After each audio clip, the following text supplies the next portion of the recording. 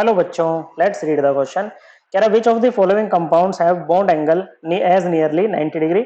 Okay बच्चों, चार compound दे रखे हैं, इसमें बताना है कि किसके बॉन्ड एंगल नियरली 90 डिग्री होंगे बच्चों। ओके, तो चलिए इनके स्ट्रक्चर बनाएंगे बच्चों वेसेपर थ्योरी से, वैलेंशियल इलेक्ट्रॉन पेयर रिपल्शन थ्योरी से, जो कि क्या कहती है, जो शेप या शेप होती है बच्चों, शेप या स्ट्रक्चर किसी भी मॉलिक्यूल या आयन का, वो डिपेंड करता है जो वैलेंशियल होता है ना, उसके इलेक्ट्रॉन पेयर्स पे, लोन पेयर्स पे भी और बॉन्ड पेयर्स पे भी। अब इलेक्ट्रॉन पेयर है बच्चों, तो इनके बीच में रिपल्शन तो होगी, नेगेटिवली चार्ज है बच्चों, तो लोन पेयर रिपल्शन सबसे ज्यादा होती है बच्चों।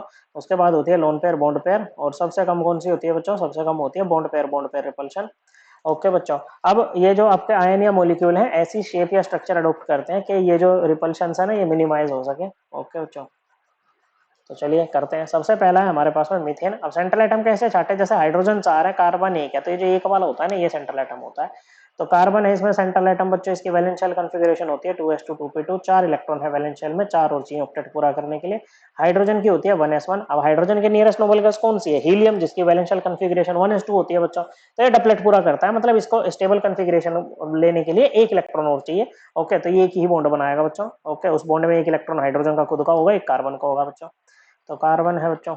ओके, 4 हाइड्रोजन आके ऐसे अपना अपना इलेक्ट्रॉन लेके शेयर कर लेंगे इसके साथ में।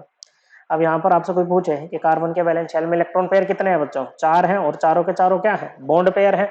ओके बच्चों, क्या है? चारों के चारों आपके बॉन्ड पेयर है यहाँ पर। तो ऐसे में जो ज्योमेट्री बनती है, कोई लोन पेयर है नहीं बच्चों, तो ज्योमेट्री शेप सब एक ही बात होगी यहाँ पर। ये बनेगी आपकी टेट्रा हाइड्रल। और टेट्राहेड्रल में हमारा जो एंगल होता है ना बच्चों, ओके, एकदम आइडियल टेट्राहेड्रल है, तो ये होता है बच्चों 109 डिग्री 28 मिनट्स होता है बच्चों bond angle. H bond angle जो होगा वो 109 डिग्री 28 मिनट्स का होगा, तो ये हमारा आंसर नहीं होगा बच्चों। ओके, दूसरा है H2O, ऑक्सीजन है इसमें सेंट्रल एटम, वैलेंशियल कॉन्फ़िगरेशन है 2s2 2p4, 6 इलेक्ट्रॉन है वैलेंशियल में, 2 और चाहिए इसको ऑक्टेट पूरा करने के लिए। तो इस तरह से हाइड्रोजन से बॉन्डिंग कर लेगा बच्चों। अब यहाँ पर इलेक्ट्रॉन पेयर कितने हैं ऑक्सीजन के वैलेंशियल में? 2 बॉन्ड पेयर हैं और 2 लोन पेयर हैं बच्चों। तो टोटल 4 इलेक्ट्रॉन पेयर हैं बच्चों। 4 इलेक्ट्रॉन पेयर पे ज्योमेट्री क्या आती है बच्चों? ज्योमेट्री तो टेट्राहेड्रल आती है बच्चों, लेकिन इस पे लोन पेयर है बच्चों, तो लोन पेयर रिपल्शन होगी बच्चों। ओके, फिर बॉन्ड पेयर रिपल्शन भी होगी बच्चों, ये lone pair bond pair repulsion होगी। ओके, और बॉन्ड पेयर रिपल्शन भी होगी। ओके, तो यहाँ पर देखो शेप की बात होती है, जब शेप देखते हैं ना बच्चों, तो लोन पेयर को देखना बंद कर दो, तो क्या शेप बन रही है बच्चों? एंगुलर बन जाती है इसकी जो शेप है। ज्योमेट्री टेट्राहेड्रल है, लेकिन शेप क्या होगी बच्चों? एंगुलर होगी।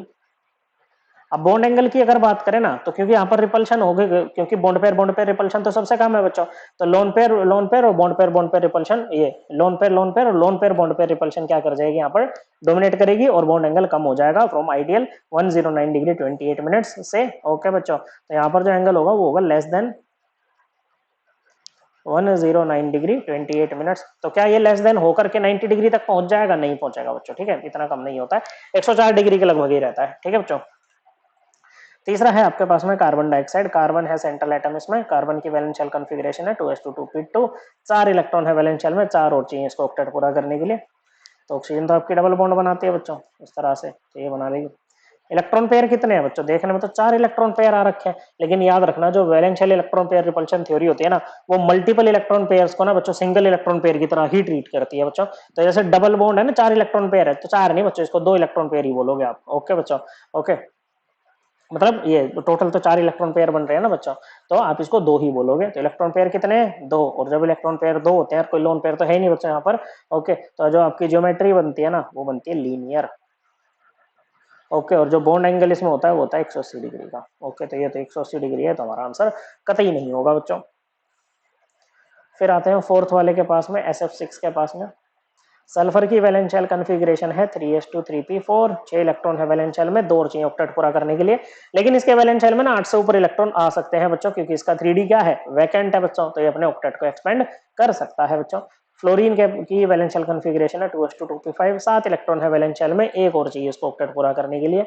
ओके बच्चों, तो सल्फर है, सल्फर के अराउंड 6 इलेक्ट्रॉन्स हैं आपके पास में। ओके, तो क्या करो, 6 फ्लोरीन चिपका दो। ओके, इसको ऐसे रख लेते हैं।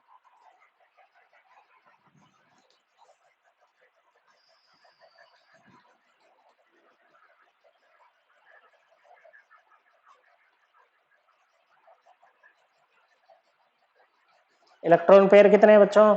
6 बॉन्ड पेयर हैं। ओके बच्चों, और कितने हैं? 6 बॉन्ड पेयर हैं और कोई लोन पेयर नहीं है बच्चों। तो इलेक्ट्रॉन पेयर हो गए 6, 6 इलेक्ट्रॉन पेयर है। ज्योमेट्री शेप एक ही बात होगी क्योंकि कोई लोन पेयर नहीं, और ये बनती है ऑक्टाहेड्रल।